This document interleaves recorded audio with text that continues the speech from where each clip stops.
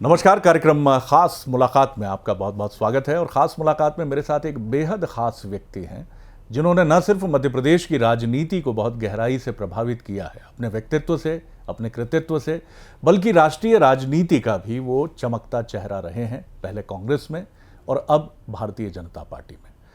कोई व्यक्ति जब बड़ा फैसला करता है, कोई राजनेता जब बड़ा फैसला करता है तो आमतौर पर उसका इंटरप्रिटेशन एक ही नज़रिए से देखा जाता है, क्योंकि राजनेताओं को लेकर जो कॉमन परसेप्शन हम सबके मन में है वो यही होता है कि वो लाभ हानि के गणित से ऊपर जाते ही नहीं हैं। लेकिन क्या आप और हम ये सोच सकते हैं कि कोई राजनेता अपने जीवन का अगर एक बेहद बड़ा और बेहद कठिन और बेहद चुनौतीपूर्ण निर्णय करता है तो वो खुद किस मनोदशा से गुजरा है, उसने क्या वो तकलीफ वो आपके हमारे साथ शेयर कर सकता है? नहीं। ये गरल, ये विष उसे खुद पीना पड़ता है शिव की तरह, और गले में अटका कर भी रखना पड़ता है, क्योंकि अगर ये नीचे पहुंच गया तो ये अस्तित्व को नष्ट कर देगा। मैं बात कर रहा हूं ज्योतिरादित्य सिंधिया जी की, जो सीनियर बीजेपी लीडर हैं। इसके पहले वो कांग्रेस में रहे, केंद्रीय मंत्री रहे, और वर्तमान में वो राज्यसभा की जिम्मेदारी संभाल रहे हैं सदस्य के तौर पर। लेकिन जिस पीड़ा से, जिस तकलीफ से वो गुजरे, मैं आज इस इंटरव्यू को कुछ अलग अंदाज में ले जाऊंगा, ये जोखिम उठाते हुए कि शायद ये लग सकता है आपको कि वो पारंपरिक सवाल भी होंगे, ज़रूर होंगे, लेकिन मैं जानना चाहूँगा उस युवा नेता से, ज्योतिरादित्य सिंधिया जिनका नाम है, कि आखिर क्या उन्होंने अपने मन की बात किसी से की? क्या उन्होंने अपने मन की पीड़ा, अपनी तकलीफ को कहीं उजागर करने की कोशिश की? सर, मैं बहुत स्वागत। बहुत बहुत धन्यवाद। मैं समझता हूँ सिंधिया साहब की एक बेहद कठिन निर्णय है, एक बेहद चुनौतीपूर्ण निर्णय है, और कहने के लिए भी बहुत कम लोग होंगे आपके पास। मैं जानना चाहूँगा, ये गहरी पीड़ा, ये गहरी तकलीफ क्या आपने कभी किसी से कही, या एक किसी बंद कमरे में आप अपनी इस पीड़ा को लेकर खुद ही चिंतन मनन में लीन रहे? देखिए शरद जी, जीवन में आम तौर पर राजनीति में खुलेआम अंदर की बात बाहर सड़क पे लाना, कटाक्ष करना, ये आम तौर पर एक रिवाज बन गया है। ज़रूर मेरे लिए एक बहुत महत्वपूर्ण और एक जीवन परिवर्तित करने का एक निर्णय था जी। और जो दृश्य मैंने देखा अपने सामने, जो स्थिति मध्य प्रदेश में उत्पन्न हो चुकी थी, अंत में मेरी यही सोच थी कि मेरा दायित्व जनता के प्रति है, या मेरे दायित्व जो पार्टी ने किया था, और वो वादा का पूर्ण रूप से धज्जियां उड़ाई जा रही हैं, क्या उसका मैं बार बार डिफेंस करूं? और अंत में मनुष्य को, शरद जी, अपने अंतरात्मा को जवाब देना पड़ता है। और सिंधिया परिवार ने सदैव सत्य का साथ दिया है और सत्य का झंडा उठाया है, और इसलिए मैंने ये निर्णय लिया, मध्य प्रदेश की 7.5 करोड़ जनता को मद्देनज़र रखते हुए, हमारी मतलब पूरे मध्य प्रदेश की जनता की आशा और अभिलाषाओं को मद्देनज़र रखते हुए, और ये एक जीवन परिवर्तन का एक निर्णय, जो एक बहुत कठिन निर्णय था, पर वो मैंने लिया क्योंकि मैं चाहता था कि एक विकासशील, प्रगतिशील जन सेवकों की सरकार बने, जो हमारी सोच विचारधारा थी 2018 में, पर पूर्ण रूप से नष्ट हो चुकी 15 महीने में। और इसलिए ये निर्णय हम लोगों ने ली, और आप देख रहे हैं कि पिछले 5 महीनों में निरंतर हमारी कोशिश रही है उसी एक एजेंडे पे, विकास, प्रगति और जनसेवा, जो मेरी एक मूल सिद्धांत पिछले 20 वर्षों से रही है। मेरे पूज्य पिताजी की रही है, उसके पहले मेरी दादी की रही थी। आपके समर्थक भी ये मानते हैं और आपके आलोचक भी ये मानते हैं कि आपने राजनीति में समझदारी का एलिमेंट या चतुराई का एलिमेंट कभी बहुत मिक्स नहीं किया। कुछ लोग तो यहाँ तक आगे बढ़कर कहते हैं कि सब कुछ सीखा हमने, न सीखी होशियारी। आपने भारी कीमत चुकाई है इसकी। क्या अब राजनीति में, मैं ये तो नहीं कहूँगा क्योंकि आपका ट्रेडिशन, आपकी लेगेसी कभी इस तरह की राजनीति करने के लिए, फिर भी लेकिन अब संभल कर चलेंगे? देखिए, ज़िंदगी में हम लोगों को लक्ष्य निर्धारित करना है, राजनीति मैंने अपने आप आपने कहा कि युवा नेता, अब मैं 50 साल का हो रहा हूँ, मेरा लड़का 25 साल का हो गया। मैंने करीब से देखा है, अप्रत्यक्ष रूप से 10 साल की उम्र से, और स्वतः जो मेरा अनुभव रहा है पिछले 20 वर्षों से। पर इसमें एक बात महत्वपूर्ण है कि हमें अपने लक्ष्य तय करना है। क्या हमारा लक्ष्य राजनीति है? और अगर राजनीति है तो ठीक है, फिर कुर्सी की लड़ाई है, कुर्सी बचाने की, कुर्सी हासिल करने की, और स्वतः की मोह की लड़ाई है। हम सांसद बनना चाहते हैं, हम विधायक बनना चाहते हैं, हम मंत्री बनना चाहते हैं, हम मुख्यमंत्री बनना चाहते हैं, वगैरह वगैरह, केंद्र सरकार में मंत्री बनना चाहते हैं, वगैरह वगैरह। तो वो एक रास्ता है जहां राजनीति लक्ष्य बन जाता है और जनसेवा माध्यम बन जाता है। पर इसके साथ एक दूसरा रास्ता भी है, और दूसरा रास्ता ये है जब जनसेवा लक्ष्य बन जाता है और राजनीति माध्यम बन जाता है। और अगर आप इस रास्ते पे चल रहे हो तो फिर वो दूसरे वाले रास्ते से ये बहुत ज़्यादा कठिन है, और इसमें आप अपने असूलों के साथ, सिद्धांतों के साथ कभी भी आप समझौता नहीं कर सकते, और उस लक्ष्य के लिए आपको खड़ा रहना होगा जो है जनसेवा, विकास और प्रगति के लिए। ये अंतर है दोनों में।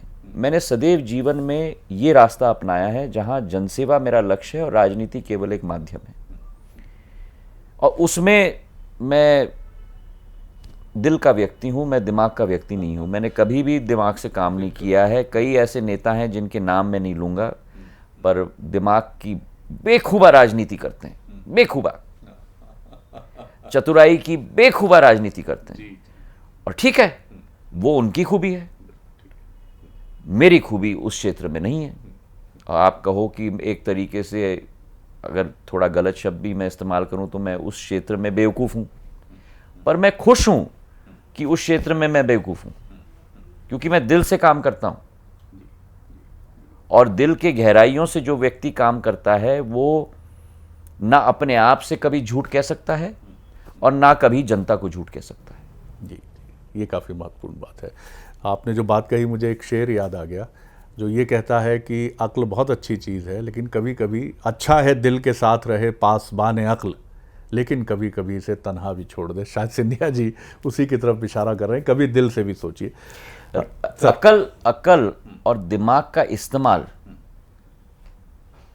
जनसेवा के पथ में जन कल्याण करने के लिए बहुत जरूरी है, पर कूटनीति में इस्तेमाल करना, अब लोग कहते हैं कि हम लोग कलयुग के ज़माने में हैं, कूटनीति में इस्तेमाल करना ना मैंने कभी सीखा है, ना अपनाया है, ना मेरे पूज्य पिताजी ने और ना मेरी दादी ने। सर, एक सवाल जो और उठता है मन में, और जैसे हमने राजस्थान में देखा कि पायलट साहब को मना लिया गया, जाहिर है आपको भी बनाने की पूरी कोशिश हुई होगी, चाहे राहुल जी हों, चाहे प्रियंका जी हों, क्योंकि आप भी, बल्कि मैं अगर तुलना करूं तो माफ़ कीजिएगा, आप अधिक प्रिसिशियस रहे कांग्रेस के लिए, लेकिन फिर भी शायद आप इतने आहत थे या इतने क्षुब्ध थे, इतने पर्टर्ब थे, इतने नाराज थे कि आपने उस विकल्प की तरफ देखा ही नहीं। शरद जी, दिल टूटने के लिए बहुत समय लगता है, पर एक बार जब दिल टूट जाता है तो फिर कहानी खत्म हो जाती है।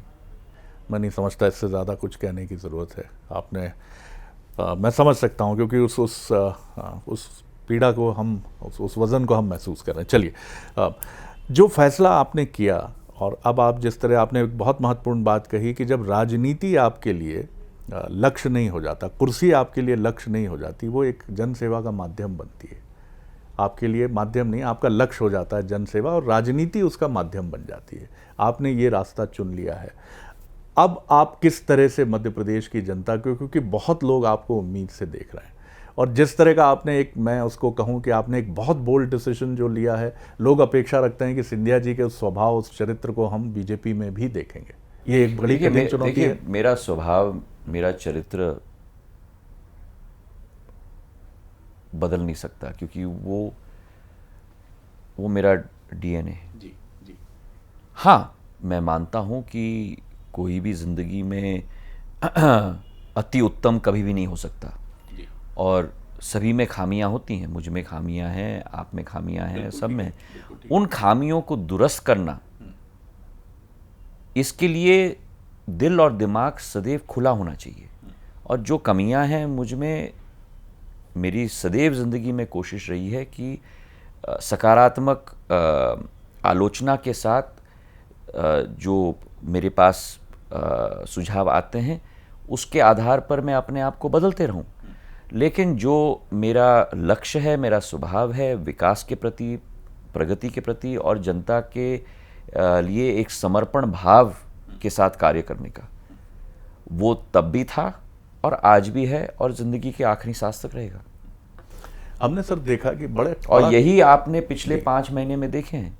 अब हम लोगों को कोरोना काल से निपटना पड़ा, 2 महीने लॉकडाउन था, स्वयं मैं कोरोना से संक्रमित हो गया। उसके बाद जब अब दोबारा मैं ज़मीन पे उतरा हूँ, तो हमारी कोशिश रही है इन 1-2 महीनों में कि जितना भी हो, जो लोगों की आशाएं थीं, अभिलाषाएं थीं, अपेक्षाएं थीं, उन पर हम खड़े उतरें। जो एक अनफिनिश्ड एजेंडा था 15 महीनों का, 18 महीनों का, जहाँ पूरी तरह से एक तरीके से, मैं अतिशयोक्ति नहीं होगी अगर मैं कहूँ कि एक बांध खड़ा किया गया था विकास और प्रगति के मामले पर, और दूसरे तरफ जो बांध लगना चाहिए था भ्रष्टाचार के विरुद्ध, वो बांध को पूरी तरह से तोड़ दिया था और रिसाव इतनी तेज रफ्तार से हो रही थी भ्रष्टाचार के प्रति। तो हमारी कोशिश है कि उस बांध को हम अब बनाएं भ्रष्टाचार के विरुद्ध, और इस बांध को, जो विकास और प्रगति को अवरुद्ध कर रही थी, इस बांध को उखाड़ फेंक कर विकास और प्रगति की एक गंगा पूरे प्रदेश में हम लेके आए। और शिवराज सिंह जी और हमने मिल के जो पिछले 2-3 महीने में जो हमको समय मिला है, उस समय में एक एक क्षेत्र में जो लोगों की आशाएं, अभिलाषाएं के से ज़्यादा भी हमने काम करने की कोशिश की है, प्रादेशिक स्तर पे भी और स्थानीय स्तर पे भी। आप जितने महत्वपूर्ण कांग्रेस में रहे और वही आपकी मुश्किल बनी, क्योंकि आपका व्यक्तित्व, ये माना गया कि 2018 का चुनाव जो था, खासतौर से ग्वालियर चंबल में जिस तरह का प्रदर्शन कांग्रेस ने आपकी लीडरशिप में किया, सरकार बनाने में वो एक बहुत ही डिसिसिव फैक्टर रहा, और आप ही माने गए मुख्यमंत्री पद का चेहरा, और ये माना गया कि सिंधिया ही बनेंगे मुख्यमंत्री। ये ठीक है? देखिए शरद जी, मैंने आपसे पहले भी कहा है, आपके सहभागियों से भी कहा है, और ये बार बार मैंने कहा है, मुझे जब कांग्रेस हाईकमांड ने निर्णय लिया कि किसी और को प्रदेश कांग्रेस कमेटी का अध्यक्ष बनाया गया, मैं उसमें 100% उनके साथ मैं सहमत था और मैंने जी जान लगाई। जब मुख्यमंत्री की आसंदगी का मुद्दा उठा और 1 सेकंड में मैंने अपनी सहमति दे दी, क्योंकि मैंने ये बार बार कहा है कि मुझे कुर्सी से कुछ मोह नहीं है। मुझे मोह है तो क्षेत्र का काम होना चाहिए, प्रदेश का काम होना चाहिए, राष्ट्र का काम होना चाहिए, जनता का काम होना चाहिए, उनका जीवन सुलभ होना चाहिए। ये हमारा दायित्व है जनसेवकों के नाते। और इसलिए जब शपथ ग्रहण भी हुआ था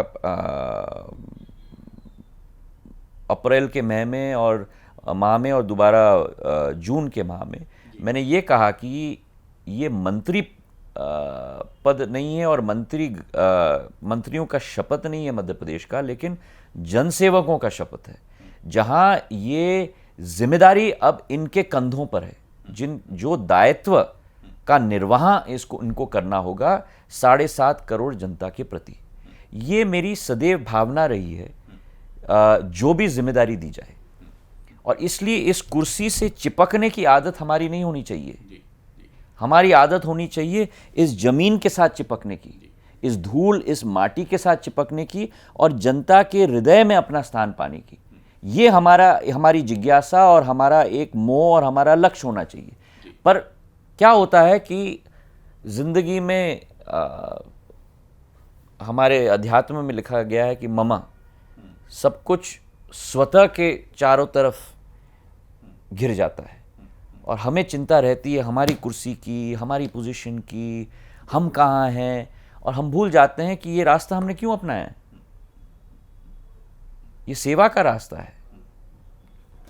मैं एक ऐसे सिंधिया जी को भी देख रहा हूँ जो शायद गीता दर्शन से गुजरे हैं, जो स्पिरिचुअलिटी के डिस्कोर्सेस से गुजरे हैं, और उन्होंने समझा है। देखिए, आप जब द्वंद्व में होते हैं, टर्मोइल में होते हैं, उसके टेम्पेस्ट से गुजरते हैं, उस तूफान से गुजरते हैं, तो आप बहुत कुछ अपने को शांत करने के लिए करते हैं। सर, मैं जो सवाल मुकम्मल नहीं कर पाया था, आप जितने महत्वपूर्ण कांग्रेस में रहे, आप ही नहीं, आपकी पूज्य स्वर्गीय दादी, आपके पूज्य स्वर्गीय पिताजी, आपकी दोनों बुआ जो राजनीति में अभी हैं, राजस्थान में, मध्य प्रदेश में, आप उतने ही महत्वपूर्ण अब बीजेपी में हैं। आपका ये महत्वपूर्ण एलिमेंट आपके लिए चुनौती बनता है, बीजेपी में भी बन सकता है।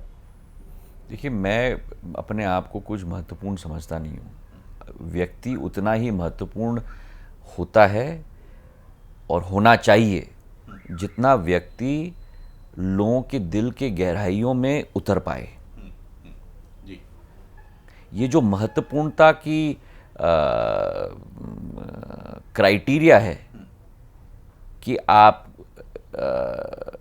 कितने बार मंत्री रहे, आप कितने बार मुख्यमंत्री रहे, आप कौन से कुर्सी पर हैं, ये जब हम लोग इस दुनिया से परवदिकार की दुनिया में जाएंगे, वो कभी आपसे नहीं पूछेंगे कि आप कितने बार कुर्सी पे बैठे, आप कितने बार मंत्री बने। वो पूछेंगे कि भैया, मैंने तुमको मौका दिया था पृथ्वी पर, तुम अच्छे इंसान बने या नहीं बने। और उसकी तुलना होगी कि आप अपने आप को कितने लोगों के दिल में आपने स्थान पाया है। और ये अगर हम सोचें कि एक तरीके से एक आध्यात्मिक सोच है, पर वो सोच है मेरी, ये सच्ची सोच है, क्योंकि आपकी और deeds ही मैं आज भी कोई पद पे नहीं हूँ। राजनीति में मुझे अवसर प्रदान किया है मेरी क्षेत्र की जनता ने। 17 साल मुझे सेवा का एक मौका दिया है सांसद के रूप में। आज नरेंद्र मोदी जी ने और नड्डा साहब ने राज्यसभा में मुझे एक मौका दिया है, और उस एक तरीके से उस वाहन का इस्तेमाल करना लोगों की सेवा करने के लिए, ये हम लोगों का दायित्व होना चाहिए। जी जी, ये बहुत महत्वपूर्ण बात आपने कही है, क्योंकि हमारी सनातन परंपरा यही कहती है कि आपकी डीड्स जो हैं, आपके आपके कर्म, वो आपके चरित्र का इस धरती पर भी निर्धारण करते हैं और इस धरती से ऊपर भी करते हैं। कर्म और कुकर्म, बिल्कुल बिल्कुल दोनों, बिल्कुल। यस, ये केवल कर्म की बात मत करिए आप। मैं तो इसमें भी विश्वास करता हूं कि आपके कुकर्म का भी आपको नतीजा भुगतना पड़ेगा। बिल्कुल ठीक है, और इसी धरती पर यह भी सनातन परंपरा कहती। एक समय मध्य प्रदेश की राजनीति में मोती माधव की जोड़ी बड़ी चर्चा में रही, स्वर्गीय माधवराव सिंधिया जी और मोतीलाल वोरा जी। और अब ये आप भी कह रहे हैं कि शिव ज्योति की जोड़ी, ज्योति शिव की जोड़ी मध्य प्रदेश की राजनीति में। देखिए, वोरा जी और मेरे पूज्य पिताजी का एक बहुत घनिष्ठ संबंध था, और एक व्यक्तिगत संबंध होने के अतिरिक्त उनका एक दिल के तरंग का संबंध था विकास, प्रगति और जनसेवा के प्रति। और वही एक भावना मेरी है। आज मध्य प्रदेश की 7.5 करोड़ जनता के प्रति हम लोग सेवा भाव के साथ कार्य करें, और मेरी एक धारणा है कि साथ में मिलकर शिवराज सिंह जी के साथ हम लोग जनता की सेवा करें, विकास करें, प्रगति करें। सिंधिया जी, आप एक बहुत उम्मीद की किरण हैं। शिवराज सिंह जी मेरे सीनियर भी हैं, बुजुर्ग भी हैं, अपार अनुभव है। मध्य प्रदेश में कोई भी और व्यक्ति 14 वर्ष मुख्यमंत्री नहीं रहा है। एक सेवा भाव, अब क्योंकि मैंने निकट से देखा है, एक सेवा भाव की भी एक बहुत अहम भावना है उनके दिल में। और मेरी यही चाहत है कि साथ में मिलकर, जिस उद्देश्य से आज मैं भारतीय जनता पार्टी का सदस्य बना, जिस उद्देश्य से ये सरकार आज मध्य प्रदेश में स्थापित है, उसी उद्देश्य से, जिस उद्देश्य से मोतीलाल वोरा जी और मेरे पूज्य पिताजी ने साथ में मिलकर मध्य प्रदेश के विकास और प्रगति में अपना योगदान दिया था। मैं चाहता हूं कि शिवराज जी के एक जूनियर के रूप में, सहभागी के रूप में हम दोनों साथ में मिलकर यहाँ भी करें। ये भी आपने बहुत विनम्रता से ये बात अपनी रखी है और ये बड़ा इम्पोर्टेंट मैसेज भी है इसमें। जिस तरह से आपने एक शिष्य भाव से ये बात कही है, ये बहुत इम्पोर्टेंट बात है। सर, बड़ी उम्मीदें हैं अतिथि शिक्षकों की आपसे।